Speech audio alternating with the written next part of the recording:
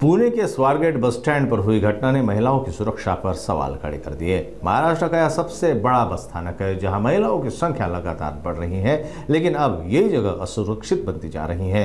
महिला अधिकार कार्यकर्ता तृप्ति देसाई ने पुलिस की कार्यशैली पर नाराजगी जताते हुए पूछा कि 48 घंटे के बाद भी आरोपी पकड़े क्यों नहीं गए, क्या पुलिस कार्रवाई इतनी धीमी है। उन्होंने ये भी कहा कि पुणे में महिलाओं पर हमले बढ़ रहे हैं। हाल ही में एक महिला को कैब से कूदना पड़ा था।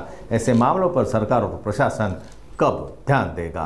महाराष्ट्रातलं सगळ्यात मोठं बस स्थानक आहे। एसटी मध्ये आपण बघतोय की 50% महिलांना तिकीट असतं आणि म्हणूनच महिलांचा टक्का जो आहे तो एसटी मध्ये प्रवास करण्याचा वाढलेला आहे। सरकारची ही यंत्रणा असल्यामुळे एसटी मध्ये जास्त महिला विश्वासाने प्रवास करतात, परंतु स्वारगेट मध्ये जी काही घटना घडली ती तर भयंकर आहेच। अशा पद्धतीने वर्दळीच्या ठिकाणी पहाटेच्या सुमारास जो आहे तो एखादा व्यक्ती येतो आणि एखाद्या महिलेवर बलात्कार करतो, हे भयानक आहे एकदम। आणि त्याच्यानंतर जे आहे ते आरोपी 48 तास उलटून गेले तरी पोलिसांना सापडत नाही। पोलीस नेमकं काय करतायत? तातडीने एफआयआर दाखल झालाय, तो इतक्या लांब तर गेला नसेल जो एफआयआर दाखल होईपर्यंत, परंतु आताही सांगतायत की 21 पथकं जी आहेत ती नेमण्यात आली आहे, बक्षीस जाहीर करण्यात आले। ही वेळ पोलिसांवर येते कशाला? पोलिसांनी महिला सुरक्षा जी आहे, मला वाटतं की महिलांच्या अब्रूची लक्तरे जी आहे ती आता पुण्यामध्ये वेशीवर टाकण्यात आलेली आहेत। आज कॅब चालकाचं प्रकरण पण पुढे आलेलं आहे, तिथेही महिलेला जे आहे ती कॅबमधनं उडी घ्यायला लागलेली। अनेक प्रकरणं राज्यामध्ये होत आहेत आणि एसटी डेपोची अवस्था बघा,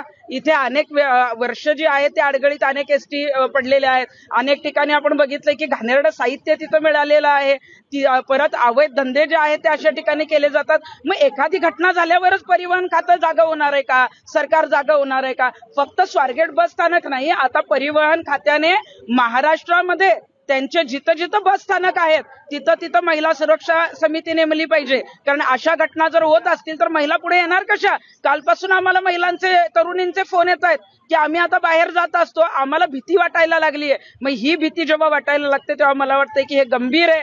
त्यामुळे तातडीने या आरोपीला अटक झाली पाहिजे, हे प्रकरण फास्ट ट्रॅक कोर्टात नेलं पाहिजे आणि फास्ट ट्रॅक कोर्टाचाही लवकर निकाल लावावा, कारण त्याला फाशी झाली पाहिजे। दरवेळी फास्ट ट्रॅक कोर्टात प्रकरण जाताना कुठलाही निकाल लवकर लागत नाही आणि म्हणूनच आरोपींची जी हिंमत आहे ती वारंवार वाढत चालली आहे।